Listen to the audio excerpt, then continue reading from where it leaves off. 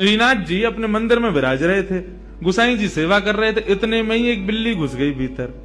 तो बिल्ली देख करके श्रीनाथ जी को भगाओ भगाओ भगाओ। गुसाई जी बोले आप परम ब्रह्म परमात्मा, पूरे विश्व के जगदाधार, पूरे विश्व को बनाते हो, या बिल्ली से डर रहे हो? श्रीनाथ जी बोले सुनो, निकलो मंदिर से बाहर। क्यों? या तो तुम जाओ या मुंह जान दो। गुसाई जी बोले अरे जय जय, कहा अपराध है, आप इतने नाराज क्यों? तुम मुंह को लाला मानो ना।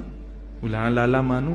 तो लाला मानोगे तो लाला को बिल्ली तो डर लगेगा, लाला को कू करते हुए डर लगेगा। तुम पर ब्रह्म मानोगे तो फिर मेरे सामने साधारण मैया को भाव मत दिखाइयो। फिर तुम साधारण ही बन के आओ। जब पर ब्रह्म मान नहीं हो तो पर ब्रह्म मानोगे तो पर ब्रह्म जैसी सेवा करो मेरी।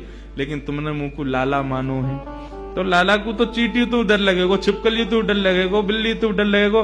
तुम्हारी सेवा में अभी न्यूनता है, लेकिन मेरे भाव में न्यूनता ना। मैं वो लाला बन की सेवा करवा रहा हूं, लेकिन तुम्हारे मन में आ रहा हो कि तो पर ब्रह्म है, इनको बिल्ली से डर कैसे?